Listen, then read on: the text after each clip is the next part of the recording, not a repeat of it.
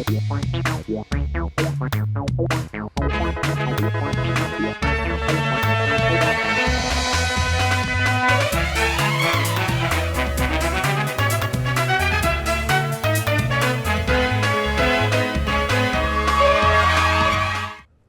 आप देख रहे हैं राष्ट्रीय समाचार और मैं हूं आपके साथ प्रिया पांडे।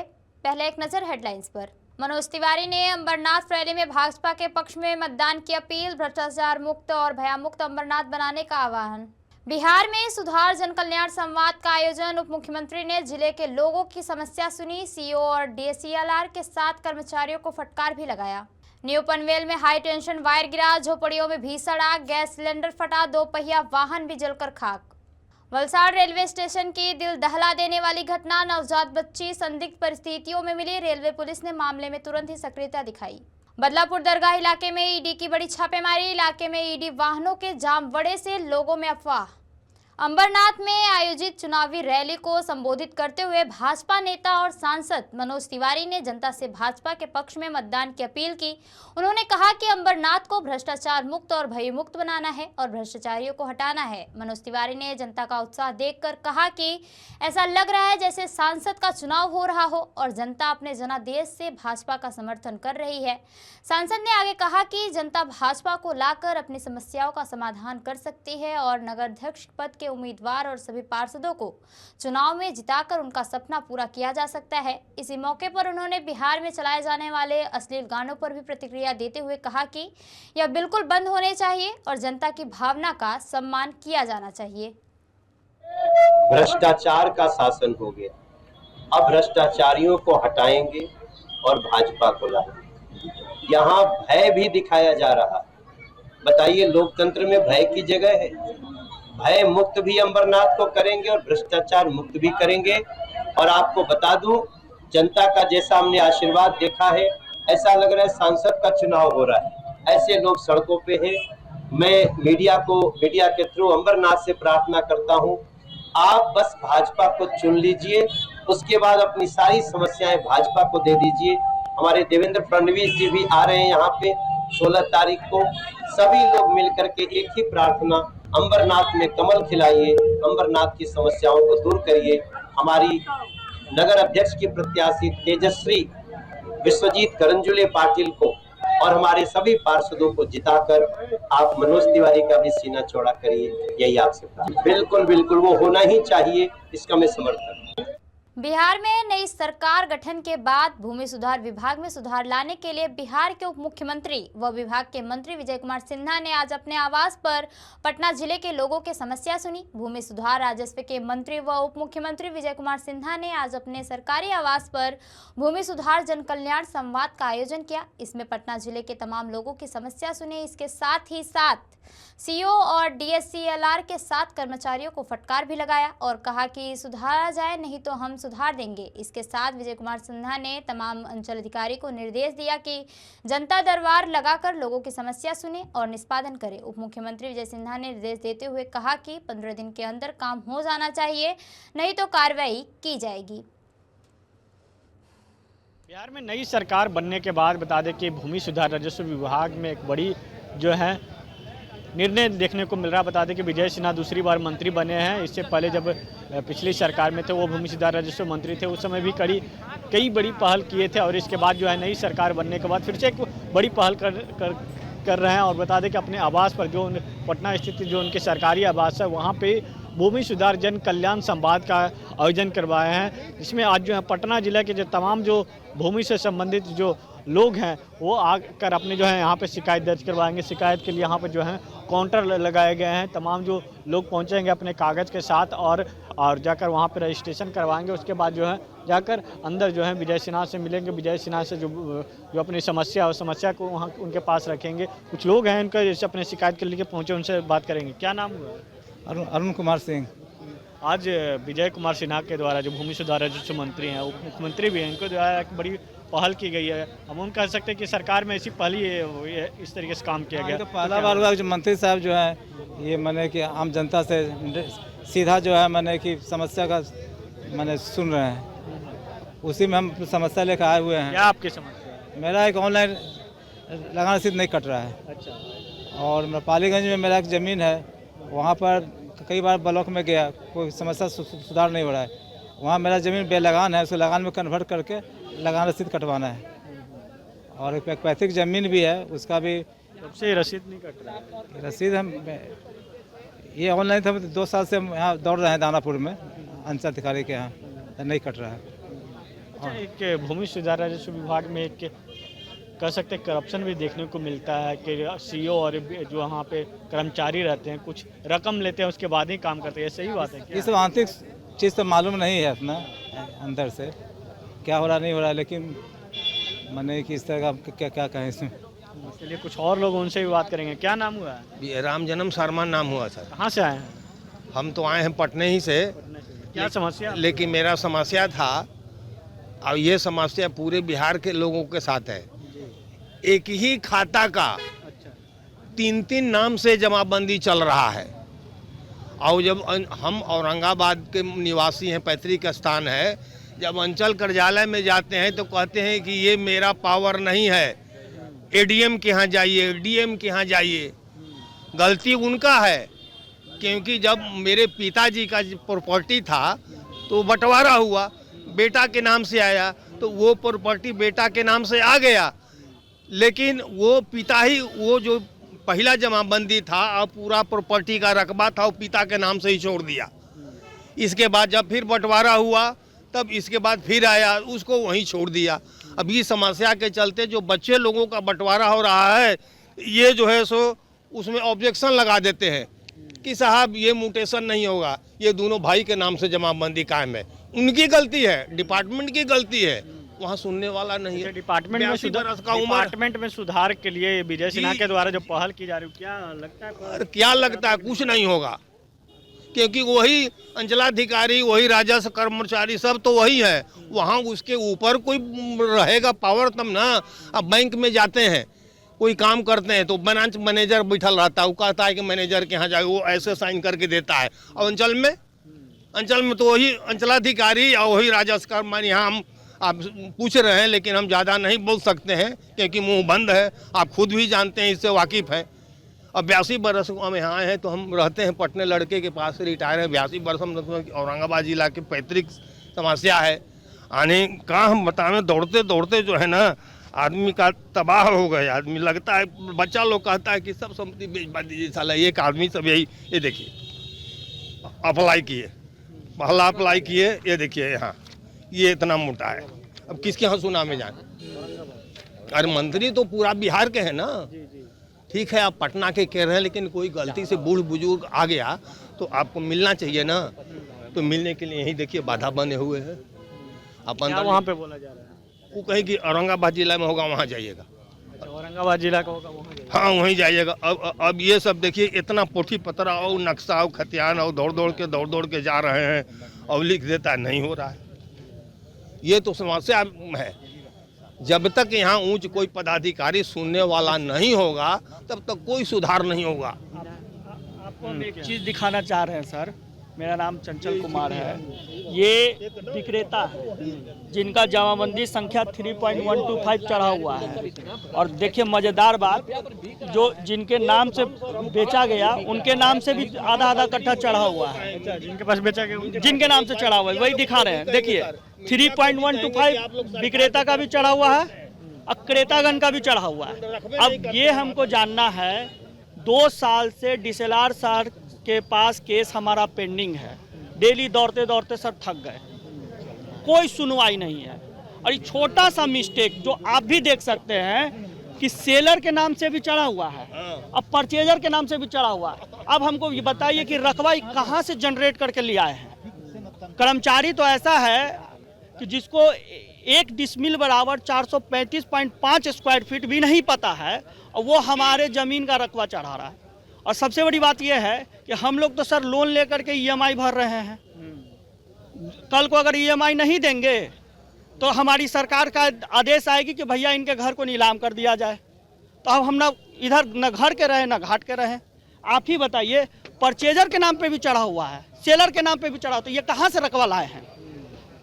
पूरा खेल चल रहा है सर, कोई सुनवाई नहीं है, सब लोग परेशान। वर्षों लगेगा। आप बताइए ना, कि 2 साल से रेगुलर हम दौड़ रहे हैं और रेगुलर 22,500 का EMI हम रेगुलर बैंक में भुगतान कर रहे हैं सर। क्या करें उस जमीन का हम? आप लोग लिखिए मीडिया वाला। और छोटी सी मिस्टेक है, मेरे कब्जे में वो ऑलरेडी जमीन है और सिर्फ ये क्या किए हैं, सेलर और परचेजर दोनों के नाम से चढ़ा दिए। देखिए डॉक्यूमेंट्स, क्या करें हम, किसको दिखाएं? ये DCLR साहब को नहीं दिख रहा है?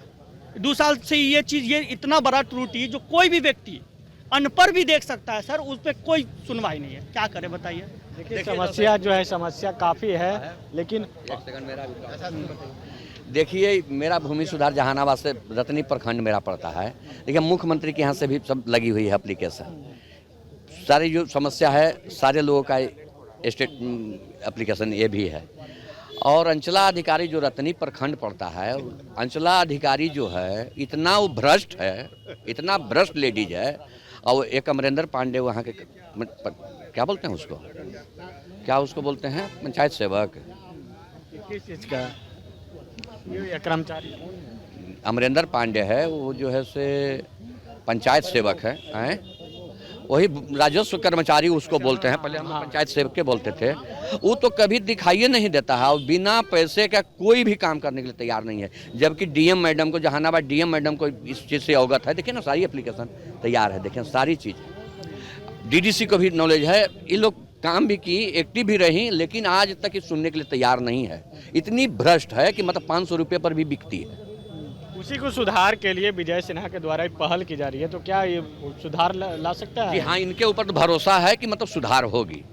मतलब उम्मीद जगा है लोगों को कि सुधार तो होना ही है।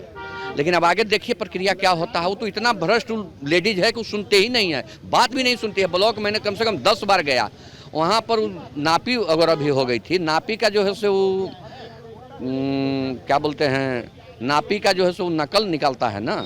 हम लोग दिल्ली रहे हैं, काफ़ी समय से हम लोग दिल्ली में ही हैं। अब यहाँ आए तो यहाँ पर जो समस्या है उस समस्या के खिलाफ एप्लीकेशन भी लगाया, सारी चीज़ किया, लेकिन अभी तक वो नकल नहीं दी है। और कोई भी बात सुनने के लिए तैयार नहीं, कहती है कि जहाँ जाना है वहाँ जाओ। वो जो CO जो है से रतनी, और क्या पता 1-1.5 लाख रुपया ले करके एंटी पार्टी से और जो है से रफा दफा मामला को करने के लिए नामे हटा दी। एक रघुवंश सिंह जो भूमि अधिग्रहण जो किए हुए है उसका नामे हटा दी। तो यही सब साफ तौर पे जो समस्या, काफ़ी समस्या है लोगों की, लेकिन विजय कुमार सिन्हा के द्वारा जो भूमि सुधार राजस्व मंत्री हैं और बिहार के उप मुख्यमंत्री हैं, उनके द्वारा एक बड़ी पहल की गई है कि जो भूमि सुधार राजस्व के जो लंबित मामले, उस मामले को जो है निष्पादन किया जाएगा। लेकिन देखने वाली बात होगी या जो हर एक बाई जिला करके जो है वो जो जन कल्याण संवाद लगाएंगे और इसमें लोग जो है अपनी समस्या को लेकर पहुंचेंगे। आज पटना जिला के लोगों को जो समस्या है उस समस्या को सुन रहे हैं और इसके बाद जो है अलग अलग ज़िलों में सुनेंगे। लेकिन देखने वाली बात यह होगी कि भूमि सुधार राजस्व विभाग जो है एक बड़ी विभाग है और ऐसे में जितने भी जो बिहार के आबादी हैं इसी पर निर्भर है और इसी पे कोई भी समस्या होता है तो कभी CO के पास जाता है, कभी कर्मचारी के पास जाता है। लेकिन अब जो है राजस्व मंत्री अपने हाथ में मोर्चा संभाले नई सरकार बनने के बाद, देखने वाली बात तो यह होगी कि कितनी सुधार ला पाते हैं या फिर जो है एक ठंडे अवस्थे में ही चला जाता है। कैमरा पर्सन गांधी के साथ विवेक रंजन, राष्ट्रीय समाचार, पटना। DCLR ADM DM के यहाँ बैठेंगे और इसका अस्थायी समाधान की व्यवस्था बनाएंगे और मुझे उम्मीद है कि सभी के सहयोग से सरकार गंभीरता के साथ भूमि विवाद का समाधान करेगा। दाखिल खारिज परिमार्जन से लेकर अतिक्रमण पर विचार करेगा और उसका समाधान करेगा। बुलेटिन में अगली खबर मुंबई से। न्यू पनवेल रेलवे स्टेशन के पास गुरुवार को अचानक हाई टेंशन वायर टूटकर झोपड़ी पर गिर गया, जिसके कारण वहां आग लग गई। नीचे गिरते ही तारों में उठी चिंगारियों ने पहले झोपड़ी को और फिर पास में खड़े 2 पहिया वाहन को अपने चपेट में ले लिया। कुछ ही मिनटों में आग ने तेज रूप धारण कर लिया। आग की लपटों के बीच एक झोपड़ी में रखा गैस सिलेंडर भी फट गया, जिससे आग और अधिक फैल गई। आसपास के लोगों में अफरा तफरी मच गई और घटना की सूचना मिलते ही दमकल विभाग, पुलिस की टीम मौके पर पहुंची और तुरंत राहत कार्य शुरू किया गया। दमकल कर्मियों ने कड़ी मशक्कत के बाद आग पर नियंत्रण पाया। राहत की बात यह रही कि इस हादसे में किसी की जान नहीं गई, हालांकि झोपड़ियों और दोपहिया वाहनों को भारी नुकसान हुआ है। प्राथमिक जांच में हादसे का कारण हाई टेंशन वायर का टूटना पाया गया है। महानगर पालिका अधिकारियों ने नुकसान का निरीक्षण कर लोगों को मदद का भरोसा दिया। स्थानीय नागरिकों ने कहा कि शहर में बड़े पैमाने पर तारों का अंडरग्राउंड किया जा चुका है, लेकिन झुग्गी बस्तियों के क्षेत्रों में यह काम अधूरा है, जिसके चलते यह दुर्घटना हुई। उन्होंने मांग की है कि इस क्षेत्र में हाई टेंशन वायर हटाकर तुरंत अंडरग्राउंड लाइन डाली जाए ताकि भविष्य में ऐसी घटनाएं ना हो। वलसाड रेलवे स्टेशन के प्लेटफॉर्म नंबर 1 पर दिल दहला देने वाली घटना सामने आई थी, जहां वडोदरा वलसाड पैसेंजर ट्रेन के कोच नंबर D1 के शौचालय में 1-2 दिन की नवजात बच्ची संदिग्ध परिस्थितियों में लावारिस हालत में मिली। प्राथमिक जांच में अनुमान लगाया जा रहा है कि किसी अज्ञात महिला ने बच्ची की देखभाल व पालन पोषण से बचने के इरादे से उसे शौचालय में छोड़कर फरार हो गई। बच्ची जीवित थी, जिसे रेस्क्यू कर वलसाड सिविल हॉस्पिटल में भर्ती कराया गया, जहां उसका उपचार जारी है। वलसाड रेलवे पुलिस ने इस मामले में तुरंत ही सक्रियता दिखाई और कई स्तरों पर जांच शुरू की, जैसे ह्यूमन सोर्स और टेक्निकल एनालिसिस के आधार पर सुराग जुटाना। वलसाड के साथ साथ भरूच, सूरत, नवसारी और वलसाड वापी शहरों के सभी सीसीटीवी फुटेज खंगालना। रेलवे स्टेशन के रिक्शा चालकों और वाहन चालकों से पूछताछ की गई और रिक्शा और टैक्सी ड्राइवरों से मिले महत्वपूर्ण बयानों ने केस को आगे बढ़ाने जैसा अहम पहलू पर ध्यान देकर जांच में जुटी थी। महज कुछ ही घंटों में पुलिस ने आरोपी महिला और उसके साथ जुड़े लोगों को बोईसर से गिरफ्तार कर लिया। पुलिस यह भी जांच कर रही है कि बच्ची किसकी है और इस अपराध की पूरी साजिश किसने रची। इस घटना ने एक बार फिर बच्चों की सुरक्षा और मानवता पर बड़े सवाल खड़े कर दिए हैं। गत तारीख 8 दिसंबर को वलसाड रेलवे स्टेशन पे आने वाली जो वलसाड पैसेंजर ट्रेन है, तो रात के 22 बजे आने के पश्चात वलसाड रेलवे स्टेशन के स्टेशन मास्टर के द्वारा वलसाड रेलवे पुलिस स्टेशन में इन्फॉर्म किया गया था कि ट्रेन के एक कोच में बाथरूम में से एक नवजात शिशु प्राप्त हुआ है, मिला है, जिसके आधार पे वलसाड रेलवे पुलिस स्टेशन ने ऑफेंस रजिस्टर करके और उसकी इन्वेस्टिगेशन स्टार्ट करी थी। इन्वेस्टिगेशन में हमारी एलसीबी की team plus Valsad railway police station के अधिकारी कर्मचारी साथ में मिलके भरूच, सूरत, वलसाड और वापी रेलवे स्टेशनों के फुटेजेस चेक करने के बाद कुछ शकदार लोगों को आइडेंटिफाई किया गया था। उसके बेस पे जो रेलवे स्टेशन के बाहर के इलाके में सारे फुटेजेस चेक किए गए और लोगों से पूछताछ करी गई। उसमें वलसाड और वापी के जो रिक्शा चालक और टैक्सी के व्यवसाय के साथ जुड़े हुए लोग हैं, उनके द्वारा उनकी पूछताछ के दौरान में बहुत इम्पोर्टेंट इंफॉर्मेशन हमको प्राप्त हुई, जिसके बेस पे जो एक दिन की जो नवजात शिशु बच्ची को छोड़ दिया था ट्रेन में, उनको छोड़ के जाने वाले लोगों को आइडेंटिफाई किया गया और उस आइडेंटिफिकेशन के आधार पे उनको वलसाड और एलसीबी की टीम ने लेके आए हैं और आगे की कार्यवाही की जा रही है। बदलापुर दरगाह इलाके में ईडी ने बड़ी छापेमारी की है। दरगाह इलाके में वाहनों के जमावड़े से लोगों में हड़कंप मच गया है। पहले तो जानकारी थी कि किसी को पता नहीं चला, लेकिन वाहनों के जमावड़े से लोगों में संभ्रम सा छाया। लेकिन कुछ देर तक चली इस कार्रवाई का पता स्थानीय अधिकारियों से लगाया गया। बिहार के मुख्यमंत्री नीतीश कुमार आज नवादा जिले के रजौली में कई स्थलों का निरीक्षण किया और अधिकारियों को आवश्यक निर्देश दिए। इस मौके पर डिप्टी सीएम सम्राट चौधरी और जल संसाधन मंत्री विजय कुमार चौधरी भी मौजूद रहे। मुख्यमंत्री नीतीश कुमार रजौली में चिरैला स्कूल के समीप कार्यस्थल पर पहुंचे, जहां जीविका दीदियों से संवाद किया। इसके अलावा मुख्यमंत्री नीतीश कुमार रजौली में औद्योगिक क्षेत्र के लिए चिन्हित 220 एकड़ वाले भूभाग की जानकारी ली। मुख्यमंत्री नीतीश कुमार ने रजौली के फुलवरिया में बन रहे फ्लोटिंग सोलर पावर प्लांट का निरीक्षण किया। यह बिहार का अनूठा सोलर पावर प्लांट है। डैम के पानी के नीचे मछली पालन किया जाएगा, जबकि डैम के पानी के ऊपरी सतह पर तैरता हुआ सोलर के जरिए बिजली का उत्पादन भी किया जाएगा। यह हरित ऊर्जा मिशन के दृष्टिकोण से अहम माना जा रहा है। ऊर्जा विभाग के कार्यपालक अभियंता राकेश कुमार ने बताया कि रजौली के फुलवरिया डैम में फ्लोटिंग सोलर पावर प्लांट के जरिए 10 मेगावाट बिजली का उत्पादन किया जाएगा। इस प्लांट के जरिए साल में 1 करोड़ 60 लाख यूनिट बिजली का उत्पादन होगा। यह सोलर पावर इकाई अप्रैल 26 तक चालू हो जाएगा। यह 25 सालों तक 3 रुपये 87 पैसे प्रति यूनिट की दर से बिजली उपलब्ध कराई जाएगी। ये बिहार का सबसे बड़ा फ्लोटिंग सोलर पावर प्लांट बनने जा रहा है फुलवरिया डैम में, और इससे कुल 1 करोड़ 60 लाख यूनिट साल भर में पैदा होगा। कब तक ये तैयार होगा सर? ये इसका जनवरी 2026 में बन करके इसका तैयार होना है, लेकिन प्रोग्रेस थोड़ा अभी स्लो है, तो 1 से 2 महीने और लगेंगे। अप्रैल तक इसके आने की संभावना है, अप्रैल 2026 तक। यहाँ से कहाँ जाएगी सर? यहाँ से बिजली रजौली ग्रिड में चली जाएगी और आसपास के क्षेत्रों को 10 मेगावाट की बिजली यहाँ से आपूर्ति की जाएगी। जी सर, अपना परिचय सर? मैं कार्यपालक विद्युत कार्यपालक अभियंता ऊर्जा विभाग से बोल रहा हूँ, राकेश कुमार। धन्यवाद। सीएम योगी आज जैतपुर के दौलतपुर गांव में खेती की बात खेत पर सम्मेलन में शामिल हुए। पद्मश्री किसान रामशरण वर्मा के फार्म हाउस पर विशाल कार्यक्रम आयोजित हुआ। प्रदेश भर से हजारों किसान इस कार्यक्रम में शामिल होने पहुंचे। कृषि स्टॉलों और आधुनिक तकनीकी की प्रदर्शन लगी। मुख्यमंत्री योगी आदित्यनाथ ने किसान पाठशाला का शुभारंभ किया। उनके साथ कृषि मंत्री सूर्य प्रताप शाही मौजूद रहे। पंडाल में लगी प्रदर्शनी का भी मुख्यमंत्री योगी आदित्यनाथ ने अवलोकन किया। बाराबंकी में आयोजित किसान कल्याण मिशन के तहत कृषक पाठशाला एवं प्रगतिशील किसान सम्मेलन में मुख्यमंत्री योगी आदित्यनाथ ने कहा कि सभी अन्नदाता किसानों से मैं कहूंगा कि आप खेती में कुछ नया करें। हर किसान एग्रीकल्चर, सब्जी की खेती, ऑर्गेनिक खेती, डेयरी में कुछ ना कुछ नया कर रहा है।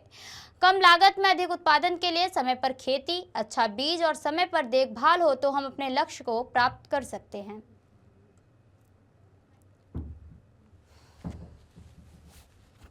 पाठशाला के अवसर पर मैं आप सभी अन्नदाता किसानों से कहूंगा कि आप भी अपने यहाँ कुछ करिए। आप में से बहुत सारे किसान अलग अलग क्षेत्र में, कोई एग्रीकल्चर में, कोई वेजिटेबल में, कोई ऑर्गेनिक फसलों में, कोई डेयरी के सेक्टर में कुछ न कुछ नवाचार कर रहा है।